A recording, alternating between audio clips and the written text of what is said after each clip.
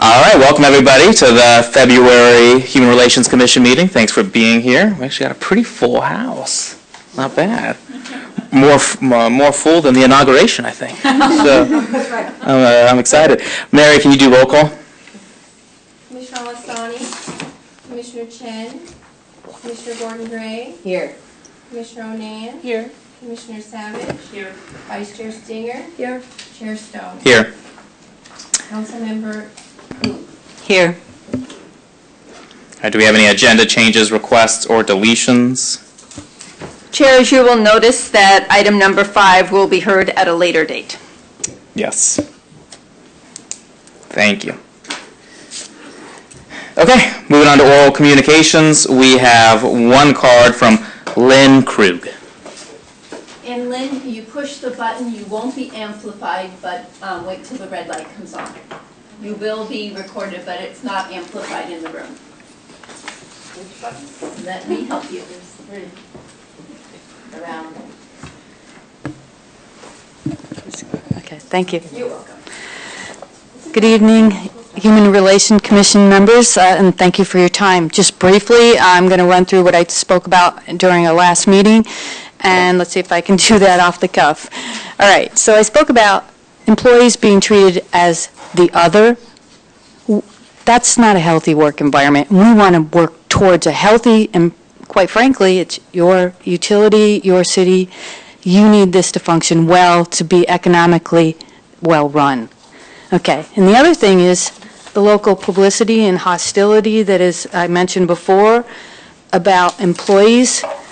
How we should be portrayed to the public is for what we actually do and the work we perform, which is dedicated to this community in the best possible work that we can. And quite frankly, I love my job.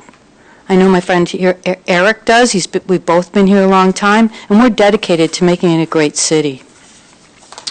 Okay, so the last thing I'm going to talk about is top-down management, and that I talked about before.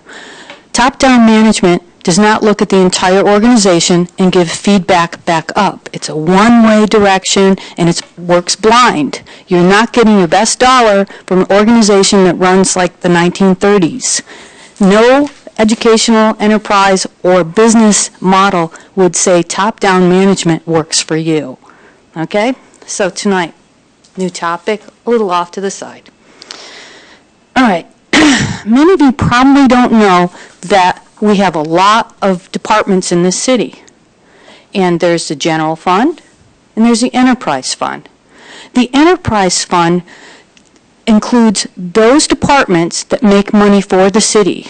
And that's your city, you're a resident, you own these utilities, you own and are partners with the water treatment plant. This includes water, gas, wastewater, electric, fiber, and also it includes, let's see, I must have left somebody off here, but it's all those buildings that are located out at MSC, out on Bay Shore, and Elwell, and other locations. Now the problem I see is that all the administration and accountability is in this building. Where is the human resources management for all these outliers? Where is the personnel that hold everybody accountable and lead with a banner that says we want a great and healthy work environment? So what ends up happening because of this isolation is a lot of discrimination, harassment, bullying. And no, it didn't start yesterday, but that's no reason not to fix it. And no, there were problems before, but once again, from a management standpoint, let's look at this and let's address it. And one of the easiest ways to move forward, very simply, is staffing an HR person that is available on a constant basis, not a visitor once a week, but office available for Elwell, and I'm not saying multiple people, they can cover all of this, for starters. Elwell, MSC, Water Quality Control, and Environmental Control should all have oversight, because this and these areas are where you're getting your cases of grievances, arbitrations, harassment, bullying. We don't want that. And we want the best possible city that we can have because our employees are dedicated. So I think this is an easy, simple fix.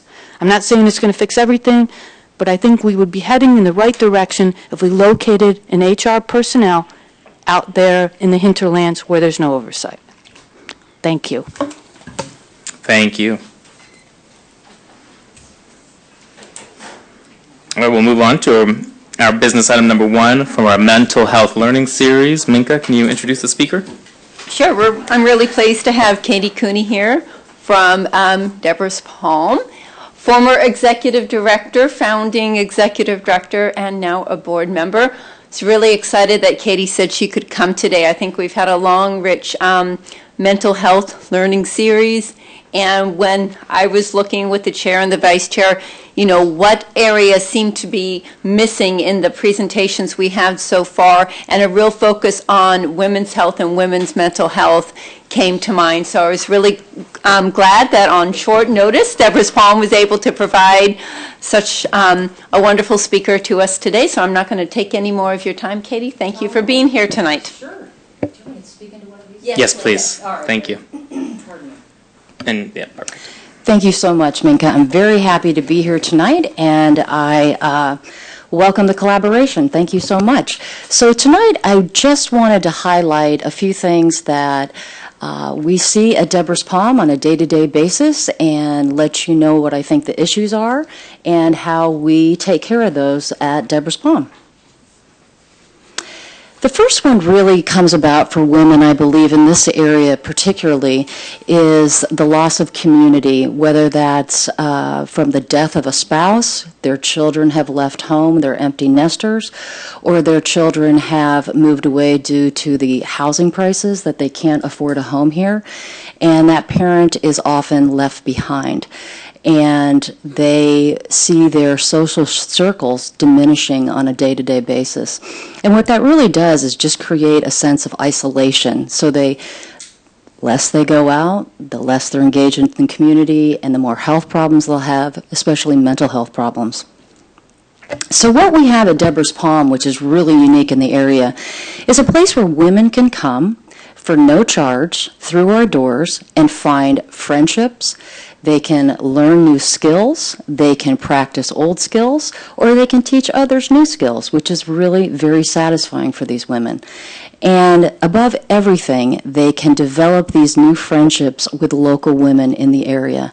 And that just gives them a new sense of purpose, a new sense of being connected to their community, and much better overall health. And how that portrays itself is on Fridays we have groups starting at 10 o'clock in the morning. We have approximately 10 to 25 women who walk through the doors with their knitting needles, and you better get out of their way because they know what they're doing. And they will sit there for 2 hours and talk about their life, their children, their dreams, what it's like to be getting older, what that feels like, and just have very lively discussions, especially as you can imagine in today's political climate. We also have a session on forgiveness where women come together and they talk about the subject of forgiveness in their own lives. And we have a poetry group and a walking group that gets together. So that's Fridays from about 10 o'clock in the morning till 2 o'clock in the afternoon. The other aspect of women that I see that we do I think a really good job with in the community is women in their careers. You know, women in Palo Alto, a lot of people here are in different stages of their life. You'll have some women who have exited the career track to take care of their children or maybe a sick parent. And I often like to call that the mommy penalty because it's often very difficult for these women to get back on that corporate ladder in a very meaningful way. They often have to take jobs that are a demotion in some ways just to get their foot back in the door.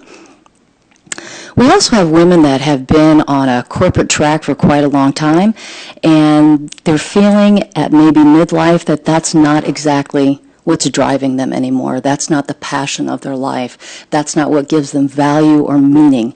And they're trying to go back and talk to people and other women with a guide, a teacher, to figure out what they can do next to create more meaning in their life and to give their life more value. And then you have women who are literally starting over.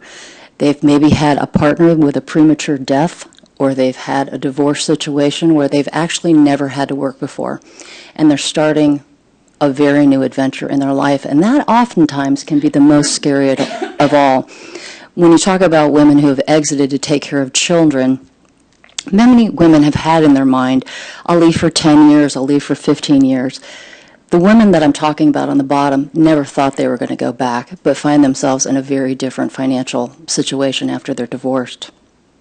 So what do we do for that? We have classes called Discovering Your Passion or Uncover Your Calling, which one of your colleagues here, Jill, had participated in, which is fantastic. We have job strategy groups where 10 to 15 women will come together, learn how to network, interview, answer those hard behavioral questions that come up. And we also have classes in assertiveness training and the art of negotiation, because still today women get paid 80% on the dollar compared to men. So we still are fighting for that pay equity. So our career resources are varied. Career Generations has been with us from the very beginning, and they are the ones that provide the career coaching, job strategy, negotiation management, and we have other teachers such as Daring Reinvention, the Uncover Your Calling, a wide breadth, really. You can go from wanting a career or finding a new career. Maybe that was a hobby, but you don't necessarily need to get a paycheck from it. The last issue I'm going to bring up is really the mental health issues that I've seen at my time at Deborah's Palm, and I really like to say that the 3 Ds. It's the divorce, the depression, and the domestic violence. Just going to give you a few statistics here. There are 2.1 million marriages in 2016, and the average divorce rate is between 40 and 50% in our culture. I don't actually have the geographical statistics of this area. But it's quite a reality for many women, especially when women in this area can go from living a pretty financially carefree life to realizing that they're on their own. 2 households need to be provided, and typically there was 1 income doing that. Depression is another thing that I see quite frequently at Deborah's Palm, and that affects 12 million women a year. But what I'm seeing that people are coming in to talk to me about most recently is they're afraid they can't live here anymore. They don't know where to go. They don't know how to compete in the job market. And they're just basically overwhelmed. If they're working, they have children, it's just finding it very hard to keep up. And the last one is domestic violence. I put a number up there, which is 1,500 are murdered each year in the United States, women. And in fact, since the time that we've been engaged in the conflict in Afghanistan and Iraq, more women have died than U.S. soldiers in that same amount of time, which is pretty shocking. And this is not something that just happens in some socioeconomic categories. In fact, the scary part about domestic violence is that we're finding it's not more prevalent, but it's just as prevalent in areas like Palo Alto. And with the increase in the availability of wireless technology, we have found that more women are more easily stalked and traced through devices that are either put on their cars or, even if you can imagine, a piece of jewelry that they wear. This is the level of sophistication that has happened. And typically speaking, I've seen many women with husbands in Fortune 500 companies that are dealing with us on a daily basis. And it has even gone so far as couples buying homes in remote areas so the cell phone doesn't work if there's a situation that comes up. I am not an expert in domestic violence. These are things that I have a friend, Ruth Patrick, who actually deals with women in high net worth who deal with domestic violence or are experiencing it. And then just one more is 10 million cases in the United States in 2015, and 80% were women. So I always like to say there are men that are undergoing these issues as well. So what can we do at Deborah's Palm? Well, we have 3 things that we can do, and 3 things we do very well. The number one thing is counseling. We offer low Sliding scale, exactly, thank you. Sliding scale support. And we also offer mentoring. That's more peer support, and that is how I like to talk about that. It's almost as if you wanted to go talk to a woman that was maybe 20 years older than you, who had been through the ropes. Maybe they've gone through a divorce, they've gone through a career transition, they've gone through the kids leaving home, but they are not pitching themselves as professional mental health professionals. And we also, another great thing we do is referrals. We have an extensive list of referrals, and we train our volunteers in a very thorough way. So when a call comes in, they can easily refer to another organization that deals with mental health, or they can do domestic violence. We even have elder care when people have their folks are getting older and they're not sure what to do. And as I like to say, we want every woman to rock when they come. You know, we want every woman to be, you know, this was probably me in the 80s, but we want, you know, when I look at women come in the door, I've seen them come in and be unsure of themselves. They're new to the area. English is their second language sometimes, or they've lived here all their life.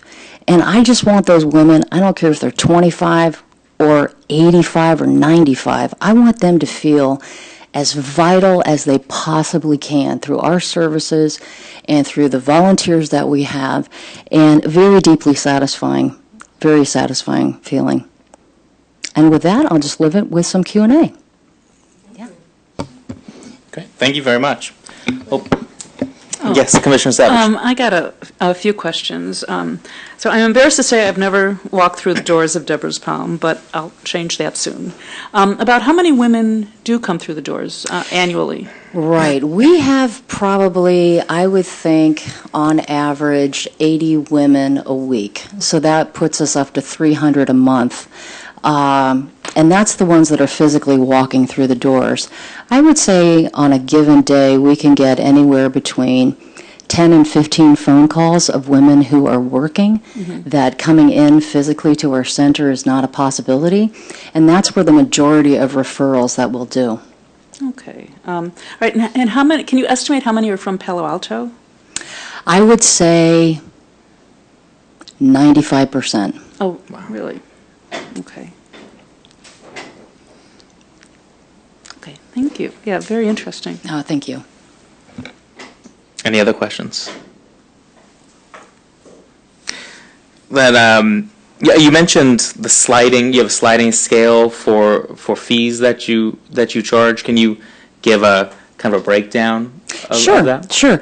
Our counselors are independent counselors, although they are hired through Deborah's Palm, and they are typically marriage family therapists in their internship. At the latter part of their internship, it's a 3,000-hour internship they have to perform. And then the fees, they set their fees, and they can range. We have one counselor who just finished her hours and has just passed the test. Her lowest hourly rate, I believe, is $50, and that can go up to $85. And I think if you go out into the community, those rates per hour can be anywhere from $175 to $275. But if people are not able to meet that threshold of $45, we are very quickly able to refer them to other places in the community. So the people that you said about 95% is from Palo Alto. How diverse is like really the socioeconomic statuses of the clientele? Good question. We have some people I would say are very well taken care of. And then we have some women that are not so much.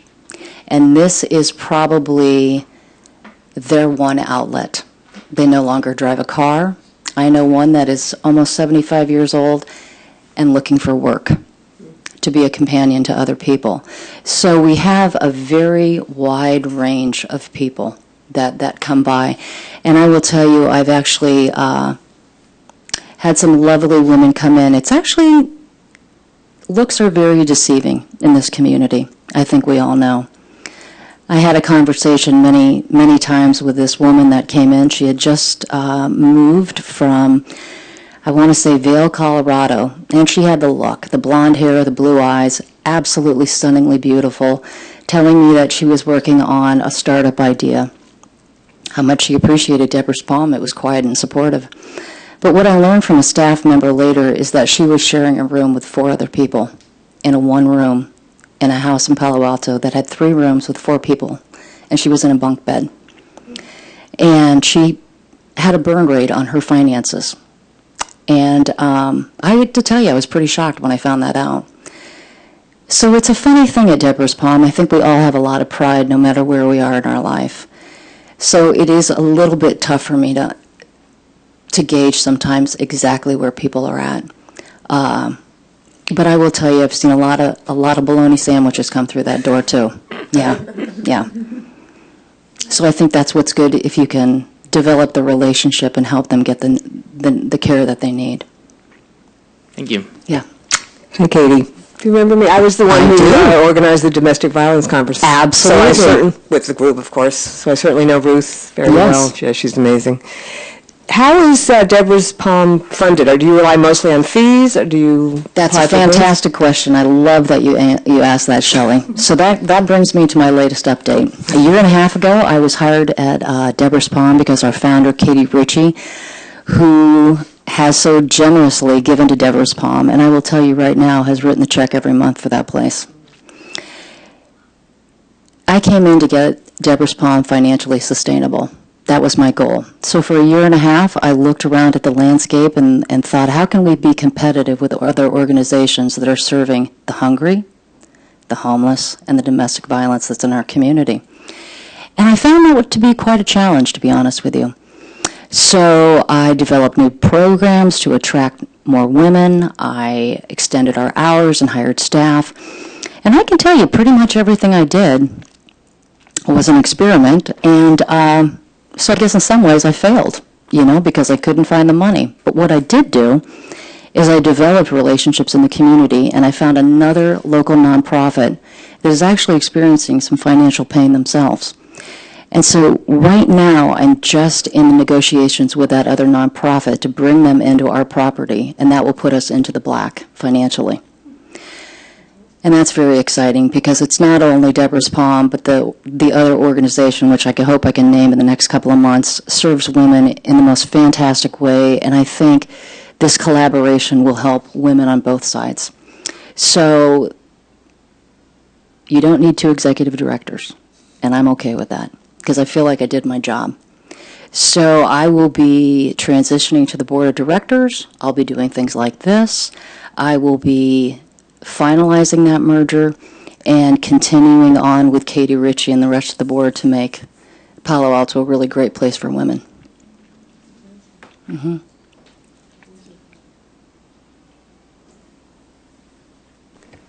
Thank you. I have a question about some of the younger women in the tech industry.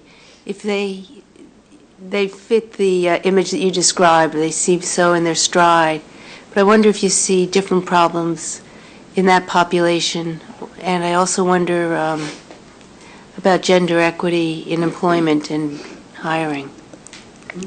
Yeah, those are great questions. I will tell you what I see with millennials, which I think is very unusual.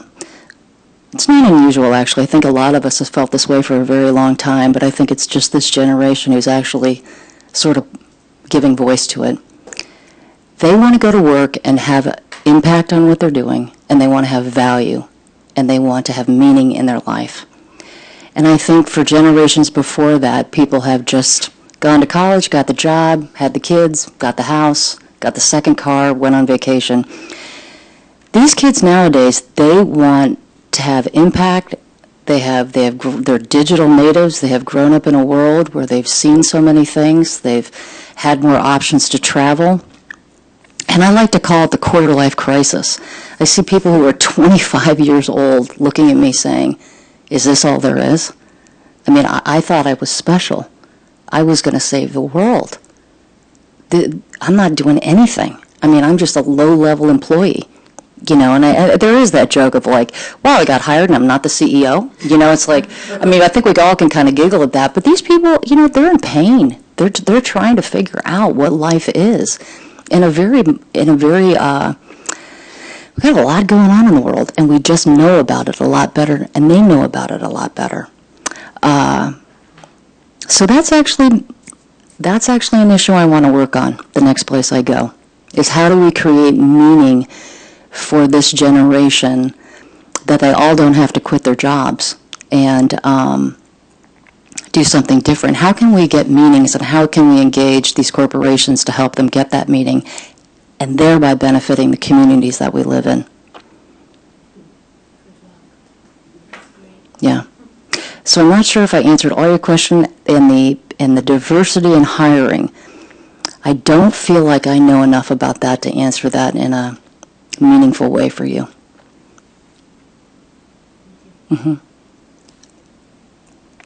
And I'm sorry, I feel like I had my back to you the whole time. Okay. No worries. Yeah. It's more important that they hear. So I just wanted to ask, how do you reach multicultural? Great question. How do we reach multicultural? That has been, I would say, more difficult. Multicultural, we see European people coming in, and we have East Indian. That's what I see. I have tried to engage, and I know in the past with Lytton Gardens, who has a higher percentage rate of Asian Americans, who it's so impressive because when I go to work, walking, talking, I mean, it's awesome. I wish we could incorporate some of those values in our older population of getting out and moving and being engaged. The other work that I've tried to do is I've met with leaders in East Palo Alto to try to engage the communities over there, but what I found is I call it the Great Wall of the 101. People are afraid to come over on this side. They're not comfortable. There's a lot of trust elements going on. So I think we have a lot of work to do in that area, quite frankly.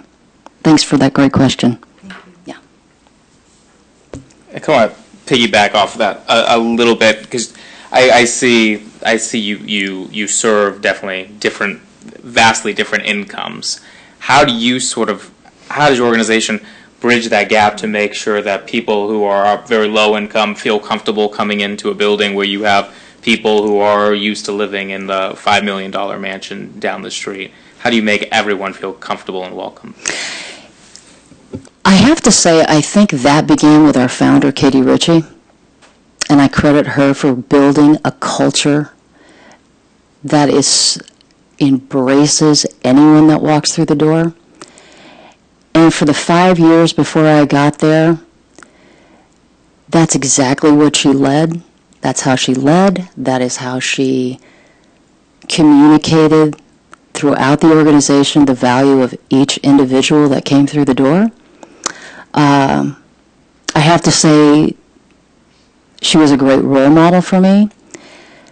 And the other aspect is, like Katie Ritchie, I have a deep need to serve those that are less fortunate. I've done that many times in my life throughout my undergraduate and graduate education and my studies abroad, that I worked mostly with orphans, handicapped, HIV-infected communities. And I think it's very important to keep an open mind. And I will tell you, in an open community like Deborah's Palm, you really get a lot of different kinds of people. And I'm not going to kid you, there have been people I have asked not to come back because they're not mentally enough well. And that's a sad day when you have to ask somebody not to come back to the community. But I have to think of the greater good of the other women that are there and their safety. But I will genuinely say the people that walk through the door at Deborah's Palm, a lot of them walk through the door and they start crying. And they said, I never knew that there was a place like this and that people were so nice like this. And you just say, hey, come on in, get a cup of tea. There's a couple rooms, we have free Wi-Fi, and you can stay here all day if you want. And I can tell you I've heard a lot of stories over that kitchen table, and they come back. And I will say I think that is probably the bedrock of Deborah's Palm, that everybody there that walks in is equal. Yeah. And like I said, I credit that to Katie Ritchie, our founder. wondered if I could just share that as I had told Katie before we began, I took a class at Deborah's Palm about a year and a half ago, and it was really life-changing for me. And one thing that impressed me about the organization is that it's actually in a home. It's a home that's been sort of remodeled and reconstructed, but you feel like you are in someone's living room, and you're chatting in a very comfortable and soothing environment, meeting people, and the kitchen is enormous. And my class always took a break halfway through, and we all congregated in the kitchen, had cookies and tea, and really felt like we were in a supportive home atmosphere. And I think that it's so much more welcoming than some of the sterile meeting rooms and conference rooms that I've been in, or even in counselors' offices. It doesn't feel like a medical or a interventional type of environment. And I think that that was just a wonderful gift that the founder gave to the community, was to take this house and turn it into really a home for all the women in the community to walk into. I think oftentimes when you say, I just had this the other night, I went to a meeting and they introduced me as, this is Katie Cooney from Deborah's Palm. She's an expert on domestic violence. And I thought, what? You got the name right, the organization right, but that's not what we do. You know, Deborah's Palm is a former bed and breakfast, so people often think that we're a shelter.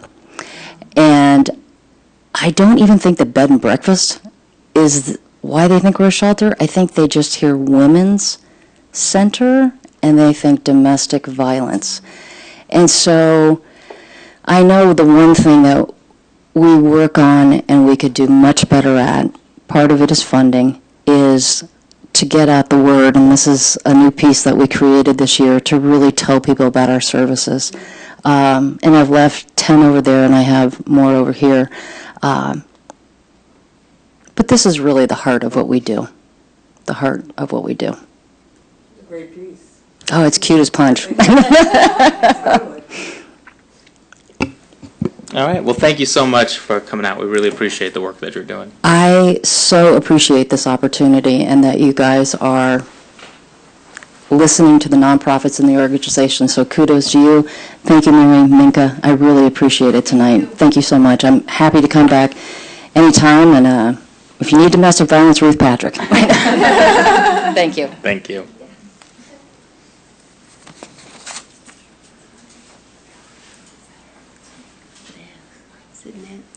All right, then we will move on to our business item number 2, which is a presentation by the Palo Alto History Museum, and we'll turn it over to Vice Chair Stinger.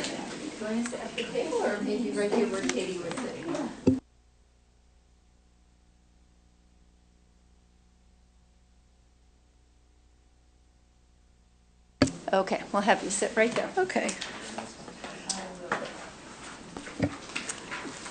Thank you. Well, most of you know that the Palo Alto History Museum has done a lot of legwork to get itself established in our community. And this is their opening year, I believe. I think 18. Is it going to be 2018? But you've got a fabulous program, or a fabulous series of 3 programs this year. And it's the 3rd program that, is it Nancy? Nancy Peters. I used to be a member of the HRC in the 90s. Oh my God. When they met downstairs a long time ago. So, welcome back. Good to be here. Yeah. You're going to tell us about the 3rd program. Right. It's the 2nd program. I'm on the board, and the museum has potentially the possibility of being built in the old clinic building, which is absolutely wonderful at Bryant and Homer. And we're hoping, we have money raised, not quite enough yet, to be able to do the renovation of the building and then create the museum, which is pretty exciting. So, is that okay? Yeah. So I'm here to tell you about the 2nd program that's in place. We just did one at PAMF about all the history of the clinic, which was very, very interesting. And especially since this is going to be our home, it was really an interesting program. So I have brought with me, the program is called It Happened Here, the lesson plan, the story of the wave at Cubberley High School. Has anybody known about it already? Okay, well, it's a fascinating piece of history and very current there. Now, the part that's very interesting, about the time we began to put all this together, actually Nancy Shepard let me know that the Verde at Palo, which is their magazine, let's see how many more do we need, had created an article. So I've brought you from Paul Kendall, who's at Palo, the magazine, and it's absolutely fabulous, and it tells what happened. One more? Uh-huh. Two more Sure. for our audience Two more, members. yeah. Okay. So in 1967, so this is 50 years later that we're doing this program, and it's Palo Alto history. We're calling it It Happened Here, which is sort of the way we're addressing a lot of things that we're bringing to the community from the museum. And a teacher by the name of Ron Jones, who was in his 20s, was trying to teach about the German history and what took place and how the Nazis were able to get compliance with the population and how could that ever be. So he created this lesson plan. So in it, the children were designated to stand very erectly, to have this wave, which was, I think, like this, to speak in a certain way. There were ways. Anyway, he became the autocrat in the room and how he managed the students. And so he had 30 students that were probably, as I understand it, freshmen, sophomores. The time was such that the Vietnam War was just brewing around, and the older kids were more interested in, there was sort of a split between the younger ones and the older ones as to who was getting to the place where they were taking on some kind of position against the war. So these were, as I understand it, the younger students. Anyway, he created this situation where everybody had to behave in a certain way. And if they behaved, they got better grades. If they didn't, they got worse grades. And so the whole thing went on like this. So it caught on in that the kids very much worked very hard to succumb or to capitulate to what his demands were. And throughout the whole school, then, this thing spread in a week's time. So there are 30 students that start out being in this class, and they're supposed to say, strength through discipline, strength through community, strength through action. So it was all very determined by him, and he was the tyrannical leader, call it that. And then he named it the third wave, saying that the surfers said the third wave, when you surf, is the most powerful. So that's what they called it. And they had this class salute, and then he created this situation about the grades. Then what happened is in the school, it spread automatically. So all the kids wanted to be a part of this, and some did not, who were very much ostracized. And then on the fourth day, kids began to turn each other in as to who was complying, who was not complying. And so he then, in this fake world that he's created, they held hearings to who was accused of anti-wave activities, and he reads off the names. And so all this is to get this coalescence of a passive, compliant population. On the fifth day, it became really quite troublesome, and so it was announced that this had been a fake endeavor, and the whole thing was called off.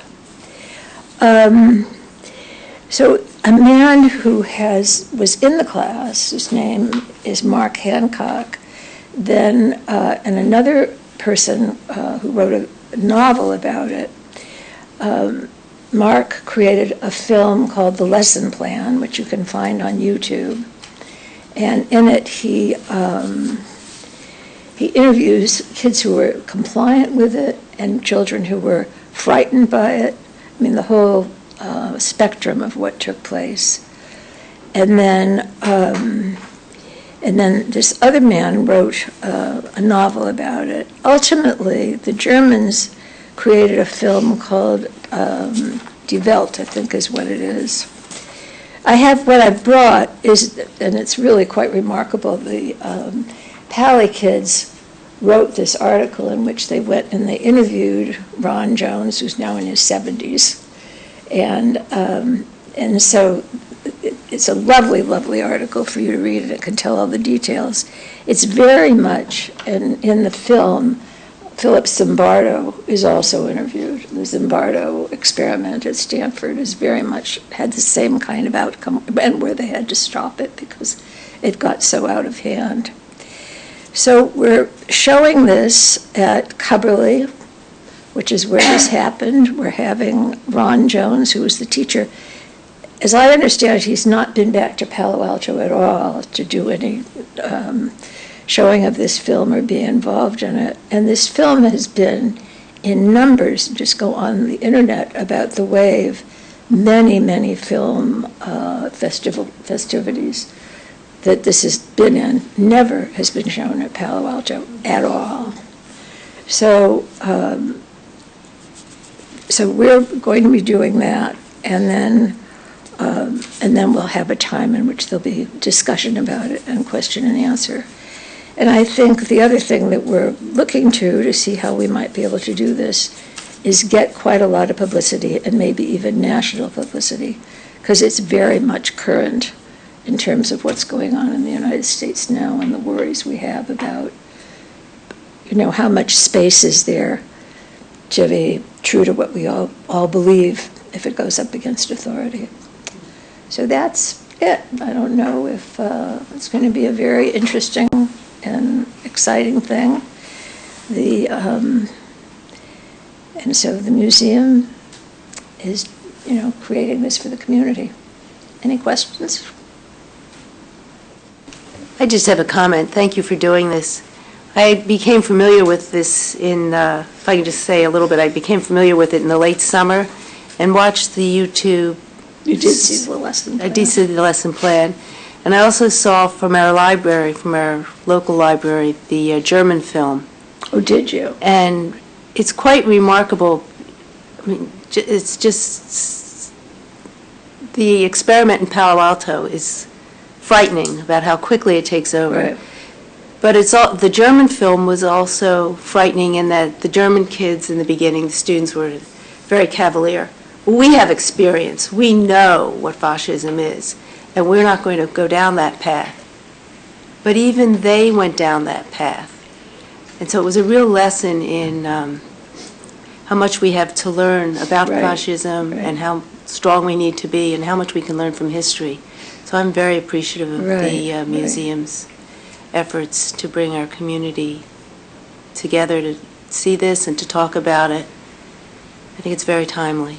What we're hoping to find, if anybody has any information about this, is to how to get a hold of a Cumberley alumni list so that we can send that out. And the Palo students are going to help with, putting it on social media and that kind of thing. And hopefully, I think it's so current that, anyway, the Palo journalism department is interested in helping us see what kind of publicity we can get, maybe even nationally, so might be. I have a question. Well, what was the psychological impact on the kids afterwards? For some, it was really quite devastating. Yeah, I would think so. The kids who resisted, who were frightened by it. So that, and Mark Hancock, I would say this, I've not met him yet, but he's really devoted a lot of his life to this. He's taken it everywhere. And was he one of the students? He was one of the students. Okay, I wasn't clear. So it's a collection of all the kids' responses as to what they experienced about it, both being intimidated, the whole spectrum of things. Just need it a little closer. Or if you could be a little closer to the microphone. Okay. So, so I would encourage you to look at the lesson plan. I mean, it's already on, as you say, you saw it on YouTube. It's really quite something. And there is this way that some of the kids, they were teenagers at that point, were really quite frightened and intimidated and felt ostracized. The ostracism was quite great. What about the ones who complied? What It's been a while since I've Yeah, seen it, so okay. maybe you could speak to it. No, that's all right. I'll watch the movie. No. Well, you just, anyway. So Hi. I think Nancy Oh, Shepherd had in mind maybe that whether or not we can put you down as co-sponsors. I don't know if you do that kind of thing, but Going to be my question, would the commission like to consider being endorsers of the event on March 22nd? Can I just put that as a question? If there's some discussion, then I'll make a motion. Yeah, I'd like to address that. Yeah, I think, as far as wanting publicity, certainly the more sponsors you get, the better. right. The JCC is interested, so I think. Oh, nice, yeah. So although there is not a motion yet on the table, I would certainly vote in favor of it. Second, because of the parallels with the prison experiment, has there been any attempt to reach Phil Zimbardi and see if he was available for that night? We might find out about it. He's in the film. Yeah. Oh, he is? Okay. Yeah. And Good idea, Daryl. I'll consider. And is there a fee? Nothing. No. Oh, okay. No. We're going to have a dinner beforehand, hopefully for sponsors and people that, that are involved. And then our other hope is to have some kind of reception afterwards, most especially for people that would be coming. I'd been there at the time from Coverly. So all these events are going to happen at Coverly. Okay. And it's in the auditorium. Okay. All right. Yeah. I'm done. Okay. Well, if I can make a motion, I'd like to move that the Human Relations Commission endorse the Palo Alto History Museum's program, The Lesson Plan, on March 22nd, 2017. Thank you. A second. Are we voting? We're not voting yet? Good. We have a second. Do either of you want to speak to your motions? I think I have. I think we have. Okay. I just want to mention, though, that the motion was to endorse it, and sponsorship is a bit different. I think we have to get the language right on that. Can I speak to that? Please. I specifically chose endorse because sponsorship implies a financial sponsorship, No, which we're would be... understanding that's not available for, we're all in-house people. Yeah, something that we don't have access to, but we can endorse and be partners in endorsing a program. Thank you for clarifying that. Does anybody else want to make any comments before we vote? No? Okay, then I'll open it up for a vote. All in favor of endorsing the event, say aye. Aye. Any opposed? All right, wonderful. Thank you. Passes unanimously. Thank you. Thank you. Enjoy the Thank you. article. I mean, the kids just did a bang-up job, and it's really, it was a really wonderful coincidence that they were doing the same thing at the same time. Okay, thanks very much. We'll put you down as endorsements, and hope to see you there. Thank And you. if you have any more Appreciate questions, it. let us know. Bringing this Okay. is Thank you. amazing.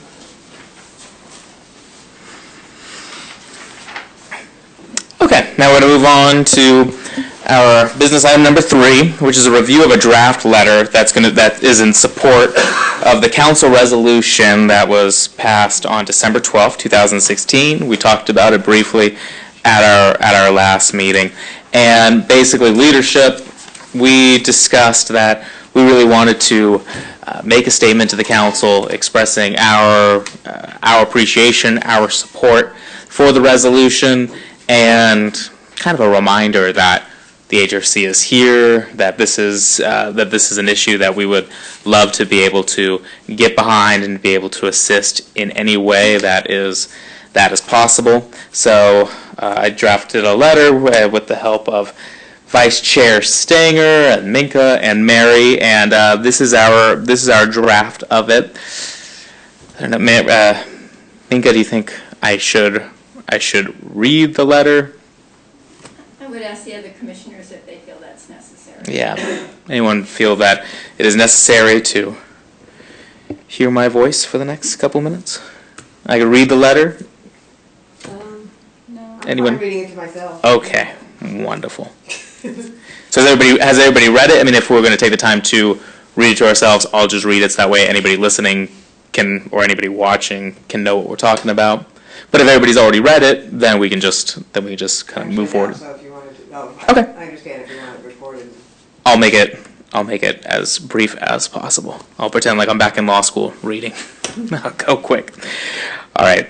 So to the honorable members of the Palo Alto City Council, the Palo Alto Human Relations Commission thanks you for your dedication, strength, and leadership in assuring Palo Alto's steadfast commitment to maintaining a welcoming city that celebrates diversity and opposes all attempts to undermine the safety, security, and rights of members of our community.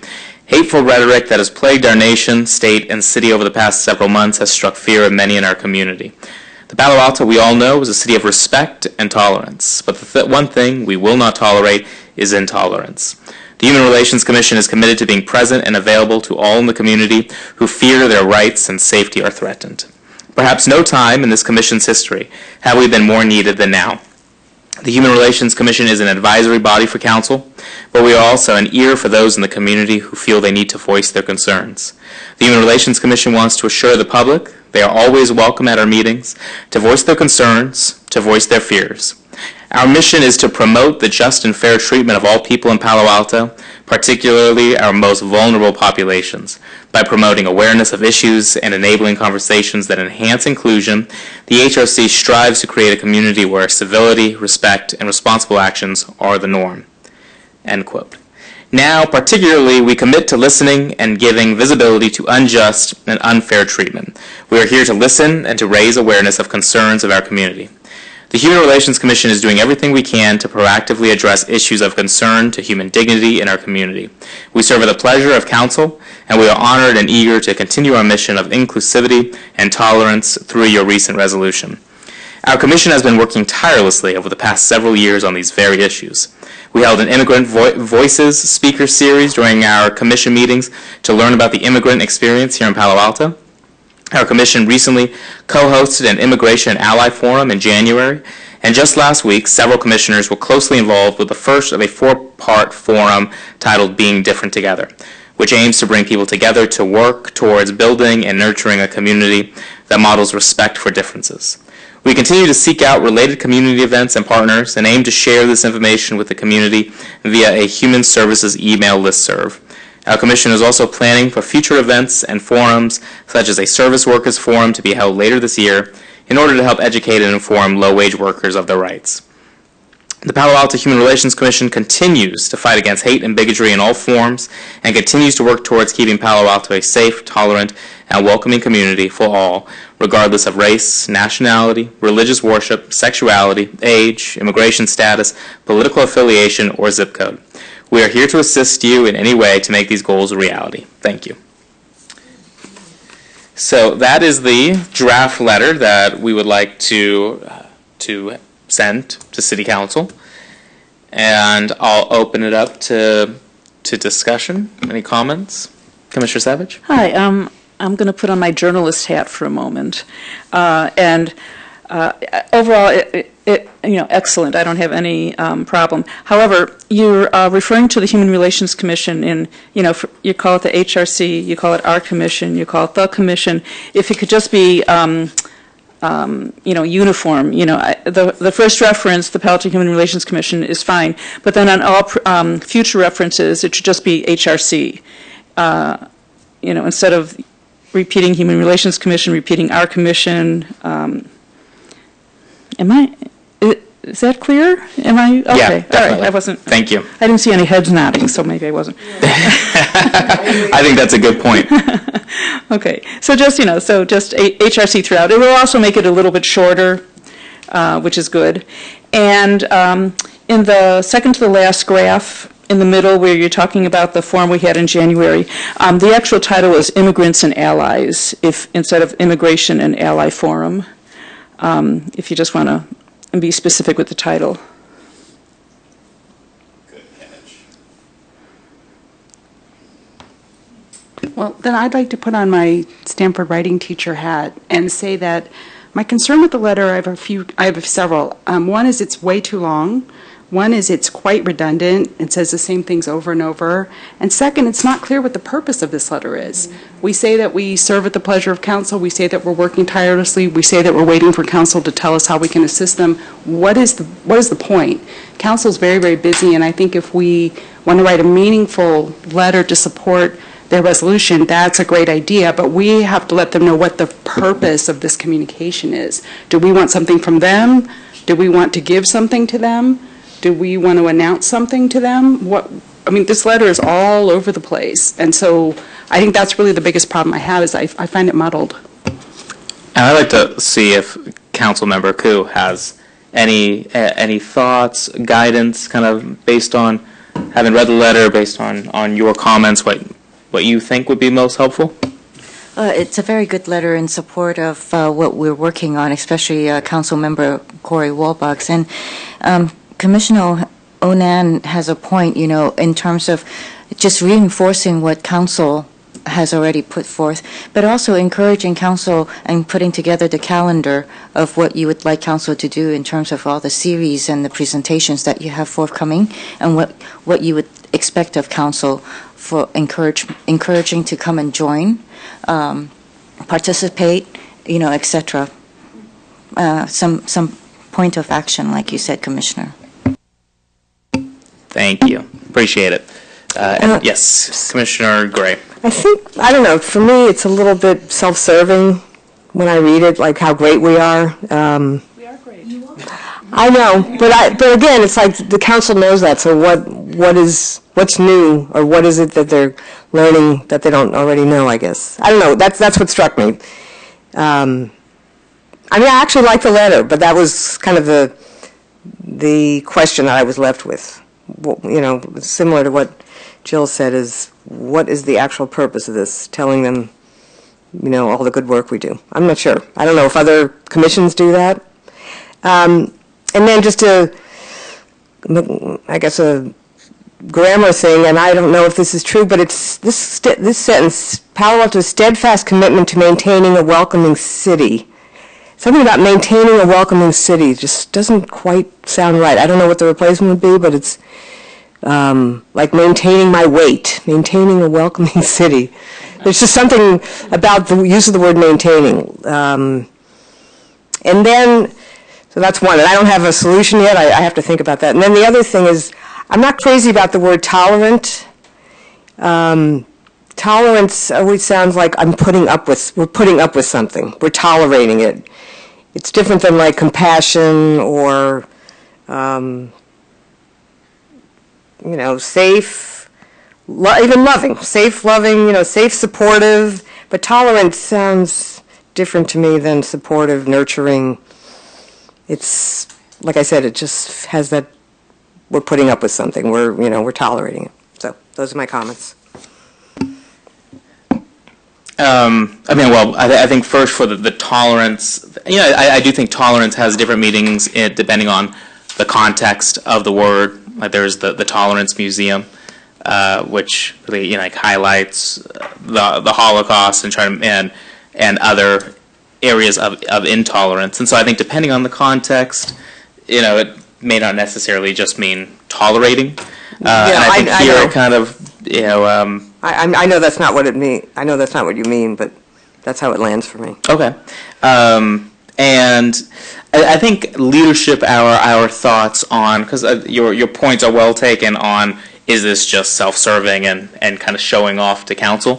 But then kind of using a valid point that Commissioner Onan said, that council is very busy. And I think the HRC oftentimes we're not at the forefront of council and their priorities and thoughts. And so I think it is nice to kind of be able to give that reminder to say, hey, look, we're here, we're doing a lot. And I think this is a good point, a good opportunity for us to be able to say, hey, we've been doing a lot. And we really have, and we should all be proud of that, and remind council that not only, I think, does this kind of celebrate what we have done, but it also points out we're a very capable commission, and what the resolution that council has put forward, we are a commission that is very capable if they want to give us tasks and direction we have a strong track record of accomplishments. So I think that was kind of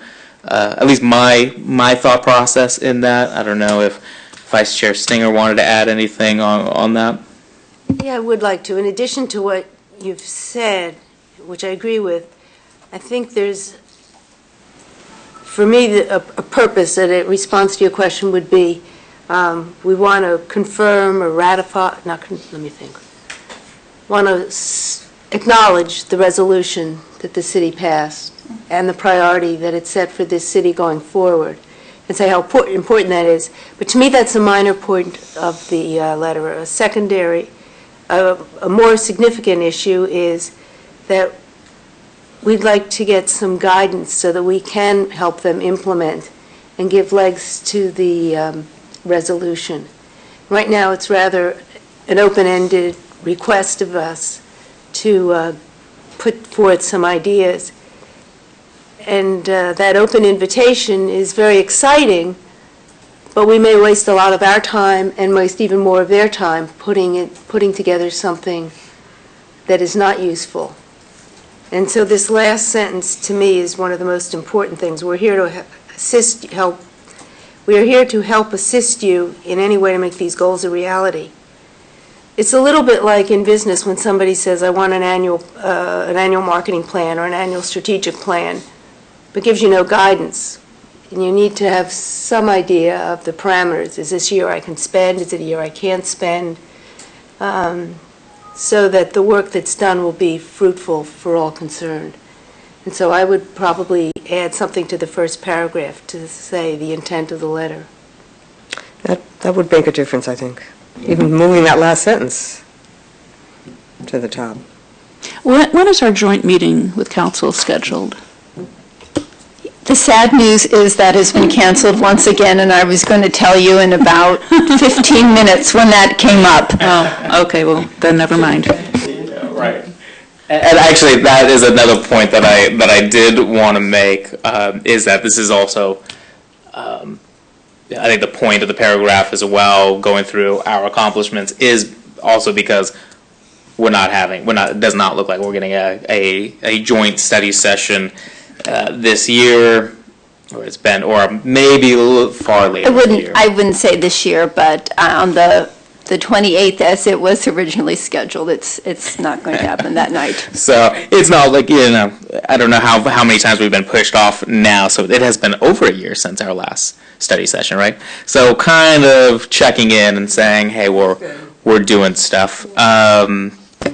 Well, my suggestion would be, I feel like it's important to front load information, especially for people who are busy. This letter takes too long. I think Vice Chair Stinger is right. The end is very powerful, but you have to read the whole thing to kind of get to what the point is at the end. So my suggestion would be start off stronger. First of all, mention the resolution. The resolution itself isn't actually mentioned until 2/3 of the way down the page. That's the first time the word resolution is used.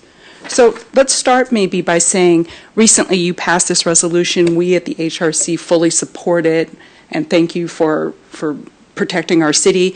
Then maybe say, we are here to assist you.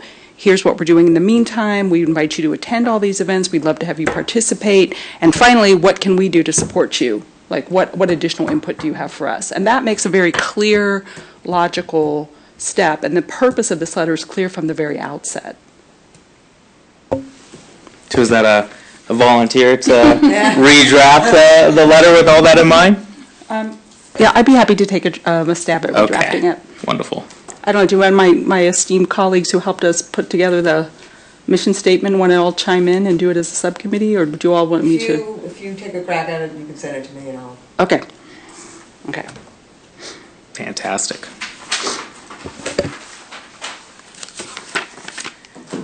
Any other thoughts? I just have a thank you. I think your question just crystallized it for me. That was a very good question. All right, wonderful. Well, yes, thank you. Good conversation, and thanks for both Commissioner Onan and Commissioner Gray for taking the lead to revise the draft, and then we can add that to the agenda for March. Okay. Then we will move on to an update and discussion on work plan items. All right, so we always come back to this at each meeting to figure out where we're at on our various events and forums, how we're coming along, to just check in on things. Anybody have an update on any of their upcoming events planned for the year? Well, I know that because of some of my health issues that Vice Chair Stinger and Commissioner Chen very kindly took over for me on the elder abuse forums that we're hoping to do later on this year. Commissioner Chen is stuck somewhere because of the weather, and her flight was canceled, so she couldn't be here. I've asked if Vice Chair Stinger and Commissioner Chen could maybe meet with me as part of our subcommittee once Commissioner Chen's able to return, and I think we'll probably have a better update at that point, unless Vice Chair Stinger wants to jump in the meantime with the email communiques that she's had. I'll just add one sentence. We had 3 possibilities for a forum. One would be a freestanding event this spring at Abanitas. Another would be later in the fall as part of the program that they're doing. And then a third option was to be part of the WISE Healthy Cities program in September. And we've opted to be part of the Abanitas program and part of the Y program, but not to do a freestanding event. We think we'll be able to get better attendance, better publicity, and put together a stronger forum.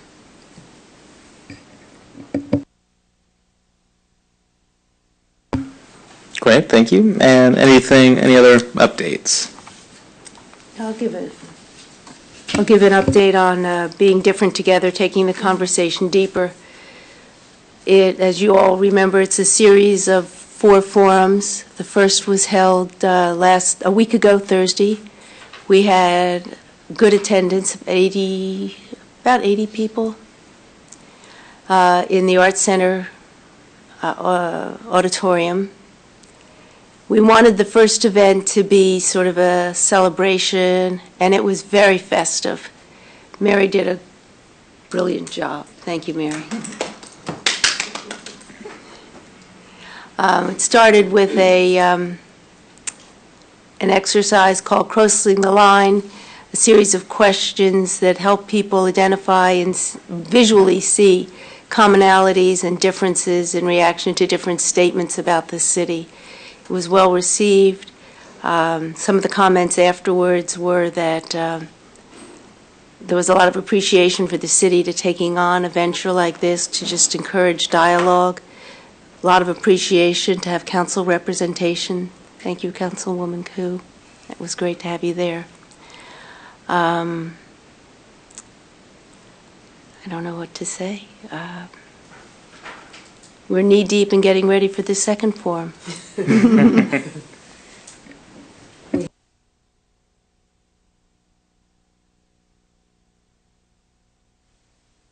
The format of the program was about to have an introduction by the moderator, Dr. Brown at Stanford, do the crossing the line exercise, and then we had 12 tables set up with facilitators. Forgotten a really important thing, we had facilitators from the county who were brilliant. Their contribution was, can't praise them enough for being facilitators for us. And then we closed with some statements from Pastor Smith. All right, thank you very much for that. And anything else? All right, then we will move right along to business item 6. Sorry for the last minute agenda. Can I actually interject, if you don't mind? Why not, Chair Minka? Stone? So this is a possible side project that was actually the idea of Vice Chair Stinger, and I'm not sure if it's going to have any legs because it needs someone to be able to direct it. And since it's coming up and it kind of falls under the work plan of our work on creating a safe and tolerant and inclusive community. So,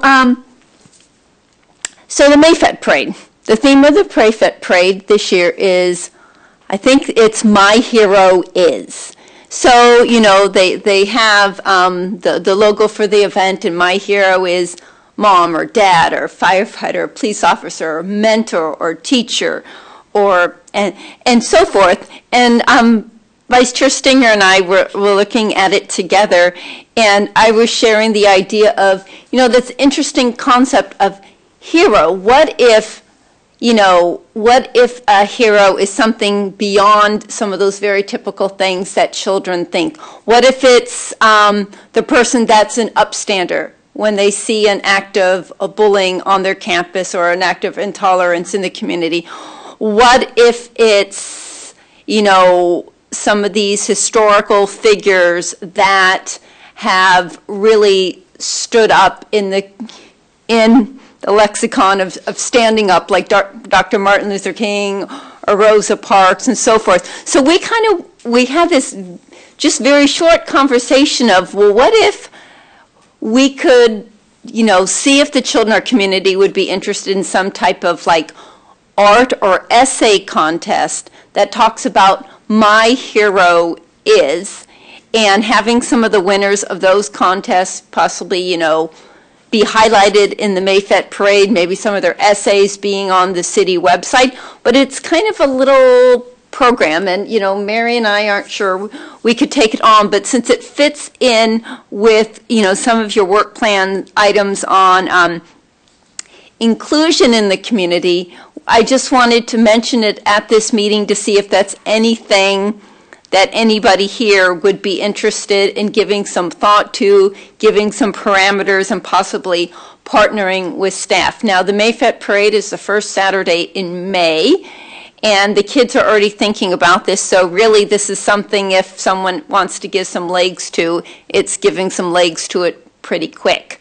But, you know, my colleague just came in today and said, so you shared that idea with me a couple weeks ago, where is it? And because of, you know, the intense amount of work with Being Different Together and with the HISRAP proposal review, it's something that sounds really great in theory. I'm not sure that Mary and I have the capacity to do. But I just thought it sounded like such a fun idea.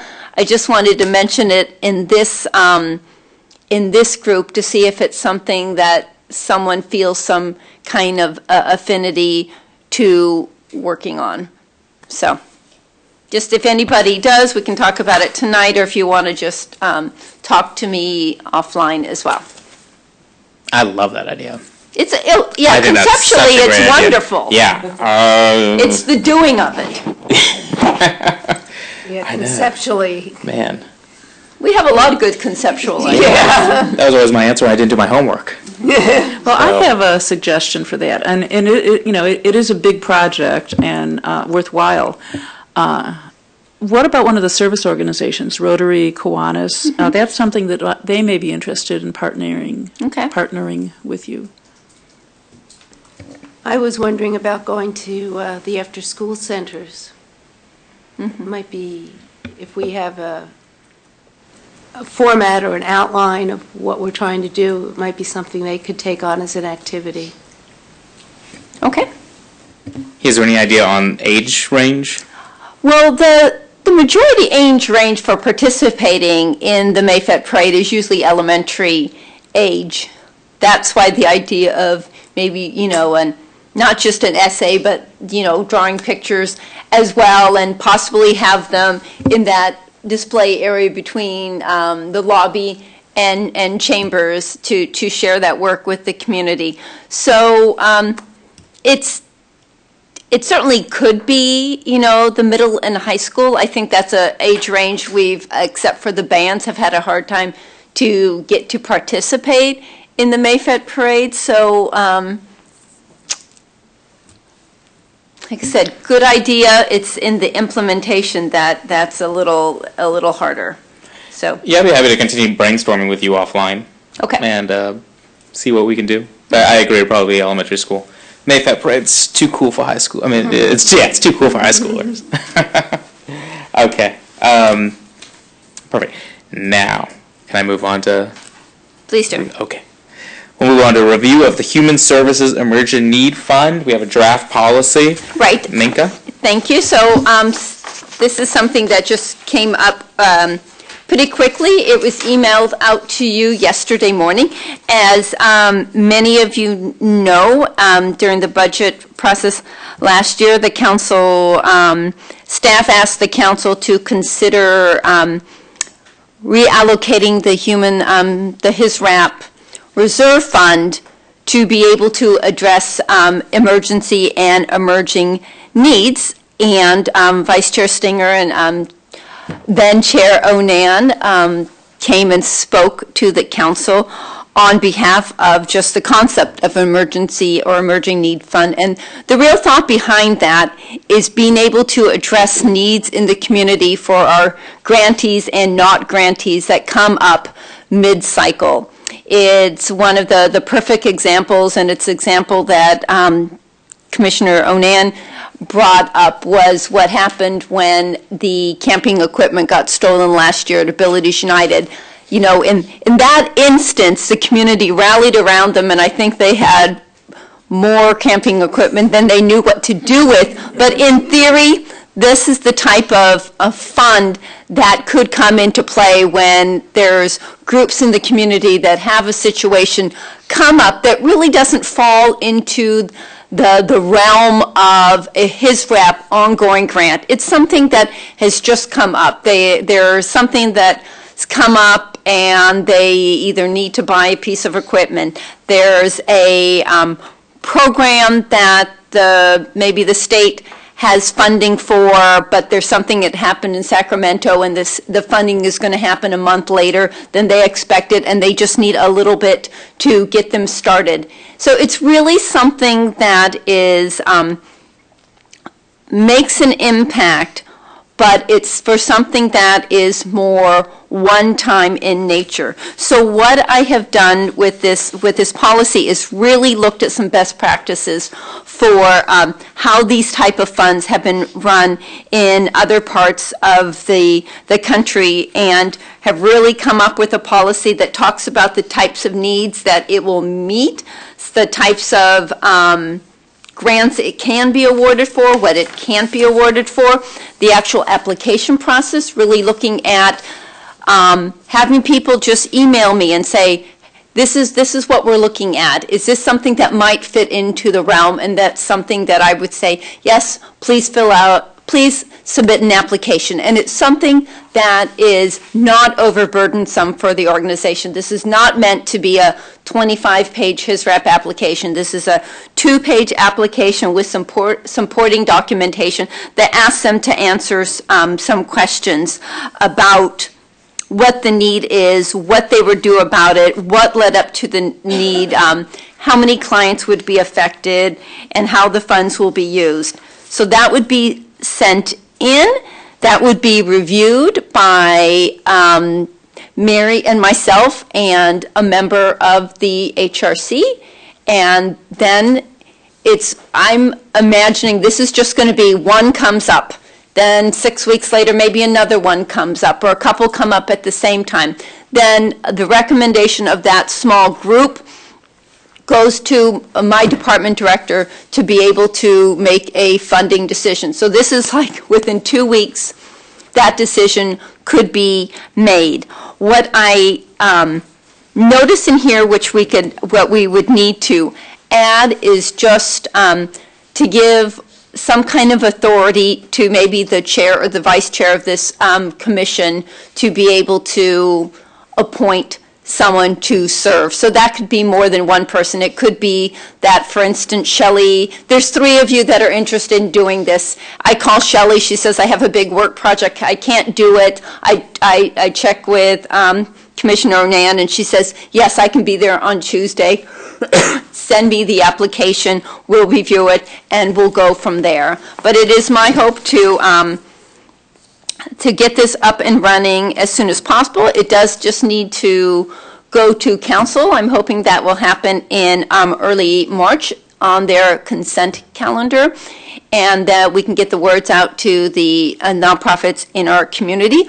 I've already had some calls about it from probably a handful of groups in the community that are looking for that. So at this point, I just want to answer any questions, any suggested word edits, or so forth. But I'm just here to give that short introduction. Yes, Minka, thank you so much for your report. I was wondering if a grant is awarded, then that's taken out of the $50,000 reserve? And then No.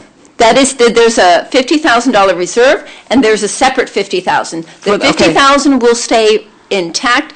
The other $50,000 will be drawn down during the year, and then the next year will be replenished up to the $50,000 level. So it would be offset again in the next cycle? Yes. Or the next year? Yes. Okay. I don't believe that, for instance, if we didn't spend it all next year, it's $100,000. That is not the intention of the council. It would remain at the $50,000 level. Okay. It will not be cumulative, to the best of my knowledge. Is there a maximum that, You know what? I had a maximum, and when I went over the draft with my supervisor, he asked that I take it out, because it might just be that there is a really compelling project that could have impact that we did not want to, for instance, just say only something $5,000 or less, because something more impactful might come up. So we took it out just so we have that flexibility. That's a good question. Minka, I think there's one small edit I would make to the last bullet. I think it should be to pay expenses, plural. Thank you. And also, I looked through the criteria, which I think are really good and very well thought out. One additional thing that I've worried about is that I feel like food programs ought to get a priority, because if people are going to go hungry, that is such a basic need. And there are times, and we experienced that with some of our partners in the past, where for various reasons, they're not able to continue funding a food program that maybe dozens or hundreds of people depend on. Right. And so I just wondered if we could maybe call out. That wasn't any direction that I received from council, so I would feel very uncomfortable giving priority to a certain type of need. I really feel strongly that we need to keep it as a general category. Because I was not given that direction, I really don't feel like I can then start creating like a priority of needs internally without having that kind of discussion with council. So that could be that at the end of this year, that I go to council or, to kind of give an end of the year report as far as this is concerned, and that I could bring at the, end of the year to the HRC saying, okay, these are the 4 to 5 things that we funded. Let's talk about them. Are there any tweaks we would make to this policy? And then as I'm giving that, end of the year report back to council, I could say, this was our experiences the first year. This is some feedback that the HRC had that they thought it might be helpful to have some kind of prioritization. So I feel comfortable doing that. So it says it's about a 2-week turnaround, but That's from what the we're time hoping. from the time somebody applies to the Right. time you issue the grant. Definitely, because since it is an emerging need, these are things that's that right. might just turn around that they need help with. So I think that's why we're only looking for one representative at each time with the HRC. So this is something that smaller numbers of people, smaller schedules, smaller, shorter applications. We can, get it on a Monday. We can, get it out there. We can review it, and then within that 2-week period, be able to get on schedule of our director to be able to make a funding decision and let the applicant know. Is the application as complex as the traditional? No, it's 2 pages. So it's only 2 pages? It's okay. 2 pages. On page I see, 2, yeah, it's okay. 2 pages. And it's free form. It's not, I'm not going to give them something. RFP. It's not an RFP. They're just going to look, that's what the information needed. I think before you came on the HRC, I would liken it to 2014, 2015, when the council gave additional funding for something very similar to the HRC and to make some funding decisions for additional allocation. So at that point, we sent out just a very quick, that was just his rep grantees. This is his rep and non-his rep. But we sent that out and just said, this is what we're looking for, send us in. It was free form. Every agency's looked a little bit different. So we're trying to do due diligence in the type of information so we could make an appropriate decision, but we're not trying to make it burdensome for the applicant. Just one more quick question. So you gave the example of the camping equipment. Right. But just looking at our past history, how many requests do you think you would get per year? You know, I really don't know at this point how many that I would get this year. I mean, but like looking back in the last few years, I mean, what kind, other than the example you gave, what else would qualify for something like that? I would think, I would look back to the example of a couple years ago, it's food related, when there was fear that the meal program for the Envision Shelter Network, the Our Daily Bread program, that for actually a short time, I can't tell you exactly, it got cut off from 7 days a week. They were only going to be able to do the weekdays due to funding issues. So that's something at that point they did, you know, say, is there anything the city could do? And I believe at that time their director came and spoke to council. But it's really those types of things that, you know, come. Yeah. So it wouldn't, so, you know, less than a handful of times a year. It is. I don't expect this to, you know, this year will be the interesting year, and since we're at halfway point, it'll look a little bit different, but it will be interesting to see how much this is actually used, and you know, I think we need to do our due diligence in the review that it doesn't supplant, you know, the HISRAP process for our agencies. Again, I wanted, you know, it very specifically says this is, you know, something that was unforeseen. This is one time. It's not, hey, we'd like to start a new program. Can you help us do so? If there's a crisis in the community and one of our agencies wants to respond and needs to get up and running right away, that's something that I would consider. If they say, you know, that's happened, this is best practice, we've got staff that could do it, we don't have it in the budget, this could get us going till the end of the year, and then we could fold it into our regular budget. That's something that could be considered. But it will be very interesting to see what we've gotten. Like I said, one of the inquiries that I got, you know, I felt was something that should have been foreseen. So if that actually came as an application, it would probably not have been approved. Are you going to... Are we going to publicize this in some way, or let grantees know? I will let grantees know. I want to see the most effective way in letting non-grantees know, because, you know... You don't want everybody coming to the trough. Right. You know, it's kind of like feast or famine. So there will be a communication to our HISREP grantees. But if there is a desire to pass it, I think I would just put somewhere in here, I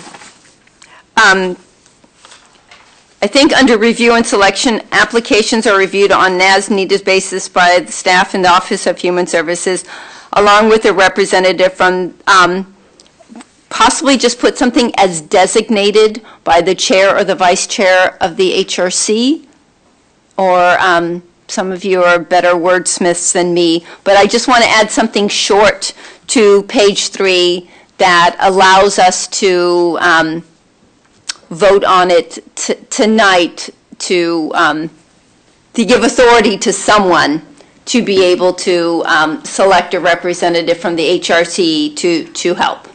I think representative says it. Yeah. I don't think it needs to be further clarified. I agree.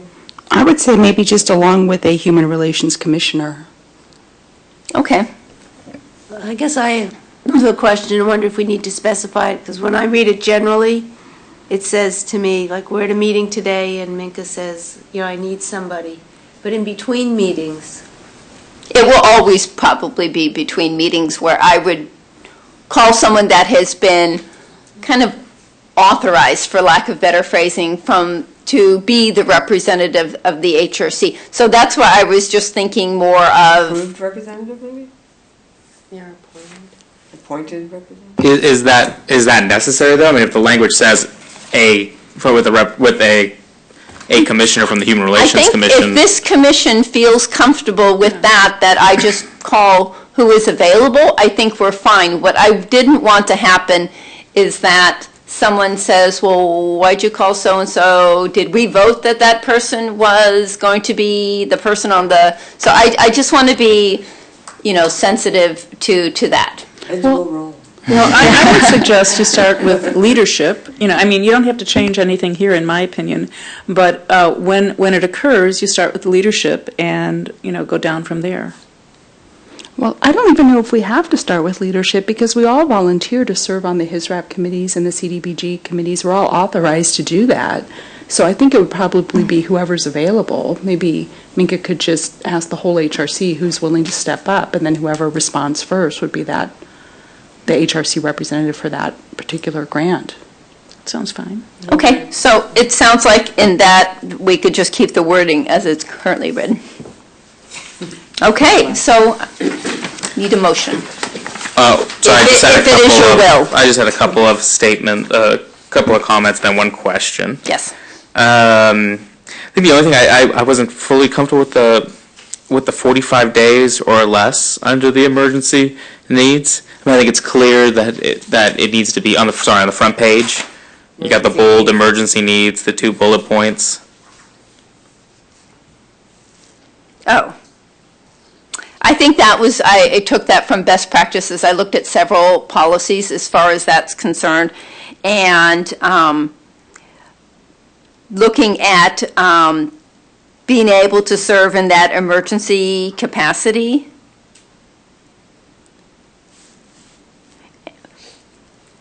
Perhaps something longer than that, another funding source could be identified. So really looking at something that we would be able to respond pretty quickly. Yeah, no, and I agree. I just think maybe in this situation, language that conveys that need more so than a strict timeline. Because I don't want to preclude. Let's say it's 46 days, then all of a sudden that organization's precluded from this option. But I think if it was, yeah. So that's. I hear you. I think having a day for me helps in the filtering process.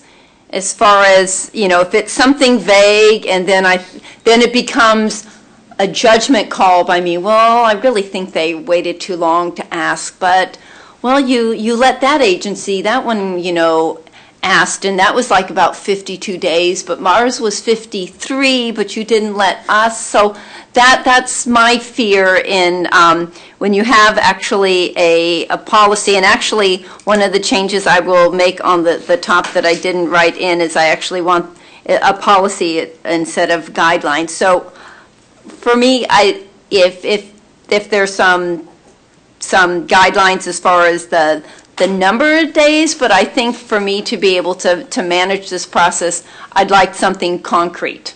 But isn't this saying that they need the money within 45 days? I'm not clear.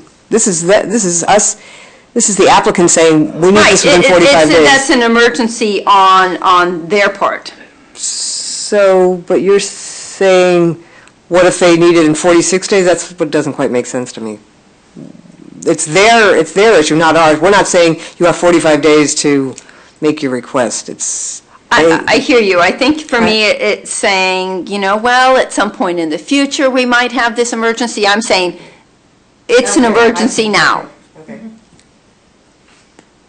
Are these bullets and or? Does it have to meet both? No, they don't have to meet. The first one, it's either The second one, it's both.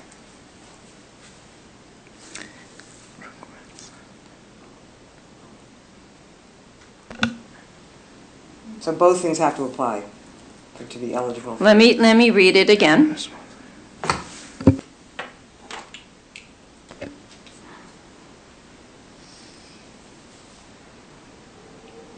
Yeah, I think it would be important to add that, Minka. I would say at the end of the first bullet, comma, or, and then the second bullet, and then under emergency needs, at the end of the first bullet, and then the second bullet, just so Okay, it's clear. so that you would give the whatever if it's either or and. Okay. Correct. I hear you. I also think the final list of bullets is a little awkward because the lead-in says not awarded for, and then you repeat 4 and 2 in all the bullets. Okay. So we could get rid of those, and I rewrote them. For example, it could just be are not awarded for budget shortfalls, individual assistance, Okay. sectarian, political, support of ongoing work, payment of expenses. Get rid of all those prepositions. I can give you my markup. I got it. But thank you.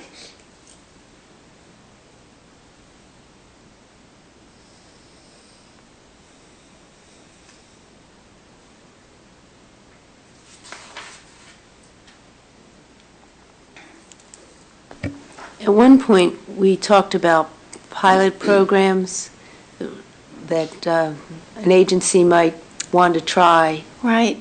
And then if they had a pilot, it addressed an emerging need, and then they could go on with other funding, not be dependent on it. Would that qualify under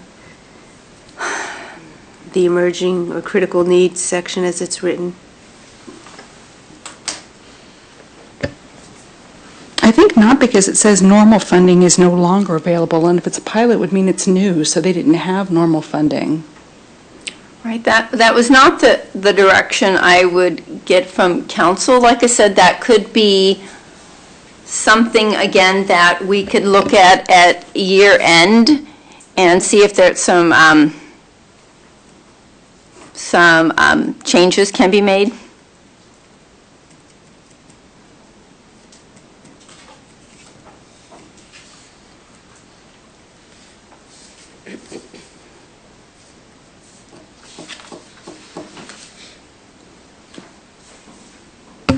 I still just have, sorry, going back to the 45 days, because I think Commissioner Gray made a good point that it's the organization making the request within that timeline. I can just foresee complications with an organization figuring out how they're going to try to quantify, like as far as a timeline, when they're going to need, when that emergency need will end or will start, and seeing an actual 45 days out, some difficulty there. So I think that's just, Okay. I could see if it was planned for and request is time sensitive in nature and could not have been predicted or reasonably planned for, and an imminent response for the emergency is needed. I think there's enough verbiage within it to clearly imply it's emergency, and then that gives you and staff and the Human Relations Commissioner plenty of ability to. I trust in all of you to be able to analyze what's an imminent need without tying anybody's hands. What if you feel comfortable? I'm fine with that. I think I would just want to check with my director on that, because he reviewed this policy as well, and if he has no problems with that, I'm fine with that. If you can live with that ambiguity. Yeah. Okay. That's fine with me. And one more last quick wordsmithing, and I think it should be and a response to the emergency is needed in 45 days or less. Or striking through the 45. Response to instead of response for. Okay. Sorry, just one other thing. I just maybe as a possible suggestion, you have these under the application process. The last bullet point talks about wanting that itemized expense and income budget. I think that's a good idea. Perhaps maybe as well an additional bullet maybe requiring them to follow up with like an accounting of how the expenses were used. Is that in there? Did I just miss it? Yes, it's under the grant award and reporting. Oh, Second paragraph speaks to giving a simple report, how the funds were used and how the clients were affected and impacted as a result of the funding. perfect. Brilliant minds think alike, Minka. Okay, good. Minka, in the reporting section, what about taking that list of 1, 2, 3 and making it like a vertical list, like bullets except for numbered? Yeah. So it stands out a little more? Of course.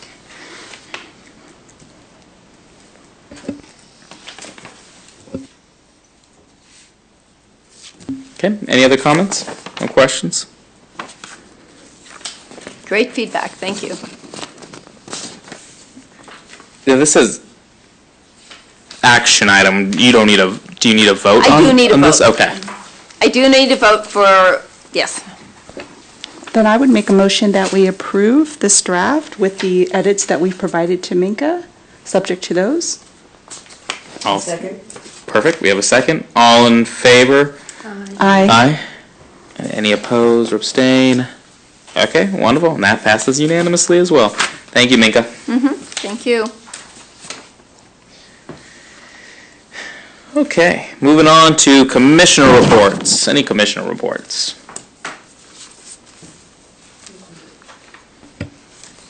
Well, continuing, our second event in our series is Beyond the Line, and it will follow up the first event with more discussion of critical issues. And that event is going to be March 2nd. We are still planning to do a 7 to 9, yeah, really soon, a 7 to 9 event. 3 weeks. And holding the location at the Arts Center at the moment. I don't know how you have the energy. Good for you. Well, we are going to do a debrief tomorrow, and one of the debriefs that I have is that I think we need to figure out a way to make it easier on Mary and Minka. You guys were just incredible. I think you should all debrief at Watercourse Way. Oh, there we are back to co-sponsorship. We don't have a budget. It's too bad. Can't accept free gifts. Oh, wow. What do you mean? It's raining. We'll be fine. It's water all over. Any other commissioner reports? Okay, I have one. I've been honored to be asked by our county supervisor, Joe Simidian, to be appointed to the County Human Relations Commission. Thank you. I'm excited for that opportunity. I had kind of like a lot of back and forth and have sought counsel from some of my most trusted advisors, and I'm going to take the position. The only problem is that there is a time conflict that, of course, the county HRC meets the exact same time and night as the Palo Alto HRC. And Minka's actually going to talk a little bit about a possible solution, if there is one, to that. So I'll let her talk about that when it is her time. But that is my commissioner report. Thank you. Congratulations. Thank you. Any other commissioner reports? Okay, moving on to our council liaison report. Councilmember Koo. I don't really have anything except to say congratulations to you. Thank you. And our staff liaison report, Minka.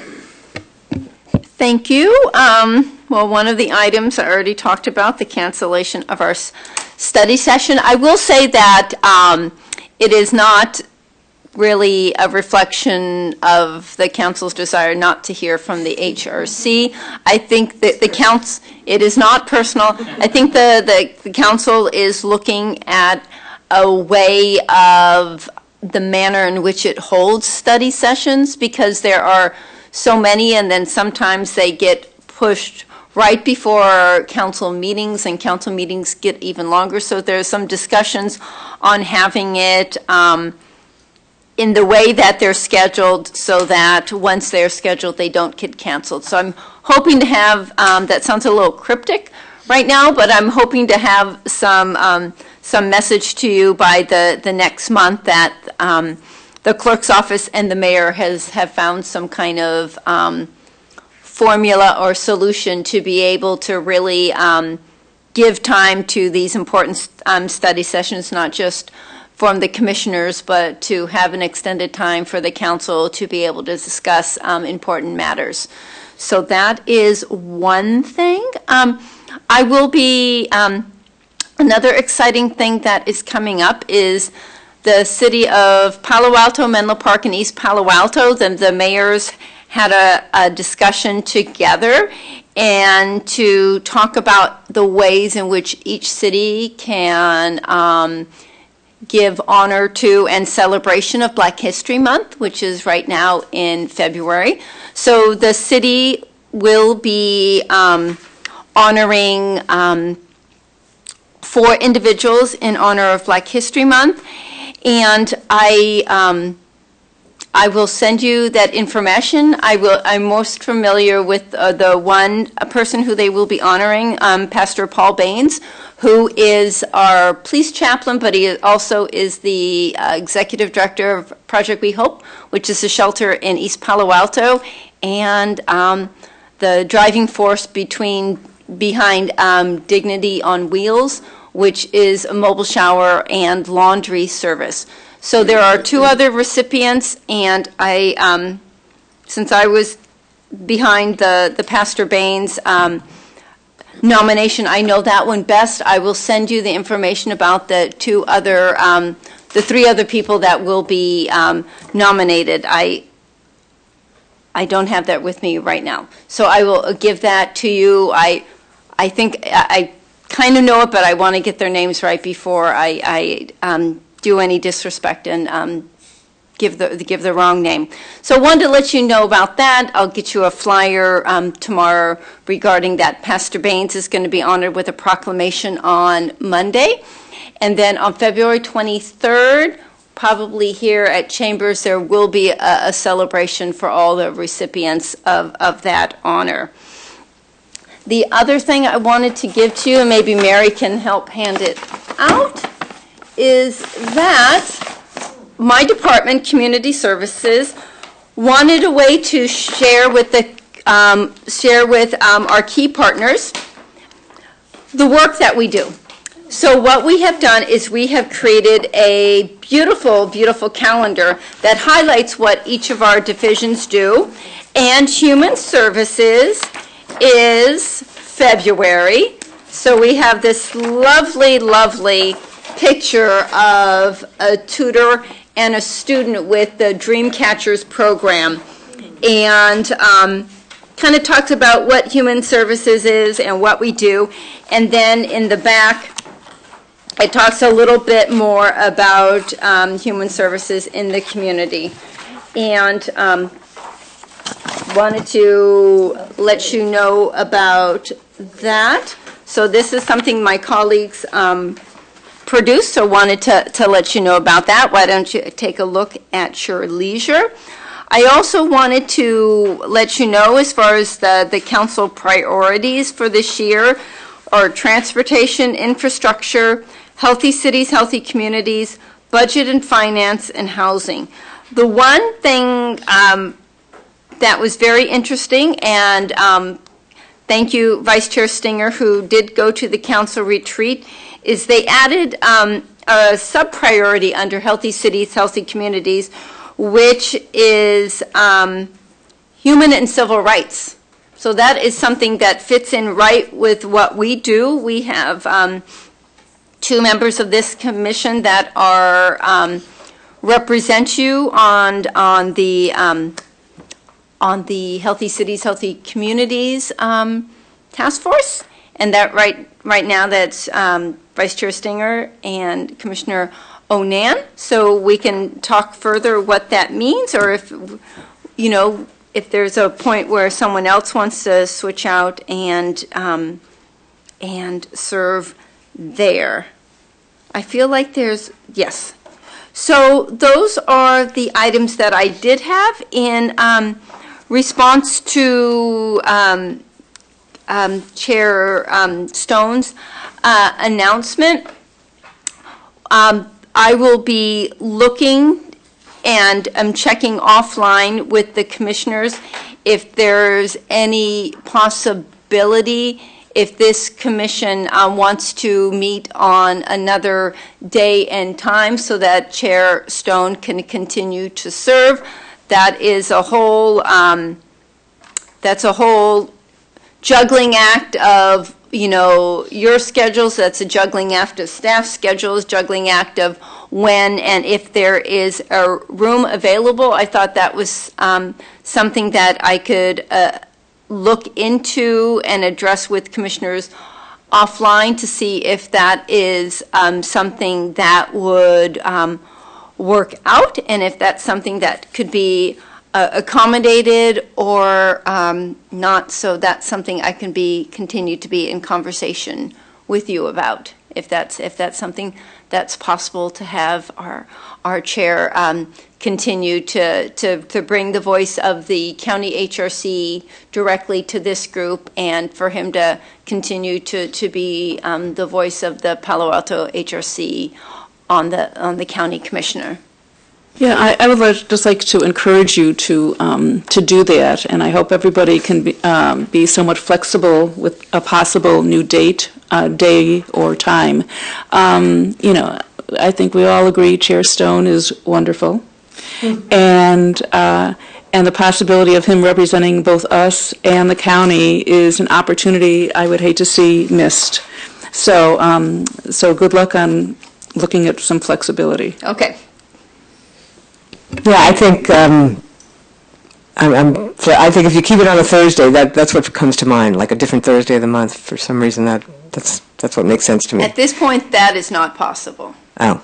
That's the one quick look I did, and there's other commissions using this space or council chambers, but I will, upon quick look, that did not look possible, but that will be the part of my process when I look into this a little bit deeper, but I appreciate that. Mika, I would say I think all of us are, except for Commissioner Chen, are Southies. I think, weren't we all Southies? So could we possibly meet like over near your office? And I think the hard part about that is the media center. If they are able to accommodate an off-site. Because this has a built-in camera into this room that's really looking at having something that is. Because we can't just hold our phones up and tape ourselves, upload it to video. These are all questions that I will look into. I appreciate that observation. Just as a point of interest, in the end of May, Commissioner Savage and Commissioner Alasani's terms expire at that time. So then there would be two positions, obviously, for them to reapply, but that is kind of the dynamics that we're working with right now. Well, thank you, Minka, for looking into that for me, and thank you, Commissioner Savage, for those kind words. Thank you.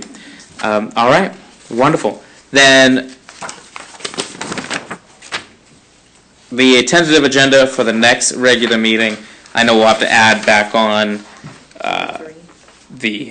number 3, review the draft letter. And thank you again to Commissioner Onan and Commissioner Gray for taking that on. Anything else besides the other two that we currently have there? I think we'll have an update on some of the being different together forums, and probably on the elder abuse events as well. So updates.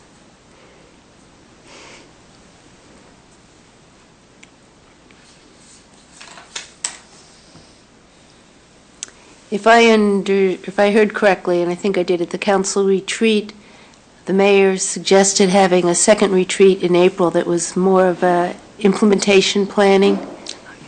And at our March meeting, I'd like to think about and this is premature, so I'm not quite sure how to phrase this, but think about our response to the resolution and the city priority that affects us, to see if there is something concrete we want to make the mayor aware of.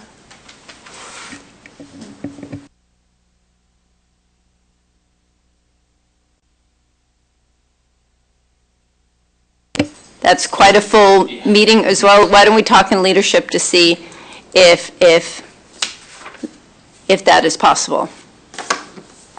Would be a commitment by this group to stay longer.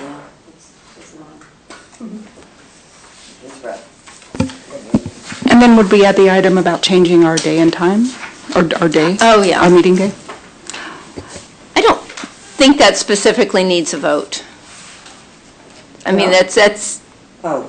I don't think that needs a vote by this body. I mean, we're just really So we'll agree offline? polling, yes. Okay. Perfect. And I hope and pray that I will be able to be here at that next meeting. Otherwise, Vice Chair Stinger, I kept the seat warm for you. I hope and pray you'll be at the next meeting, too. All right. Well, thank you, everybody. And we're adjourned.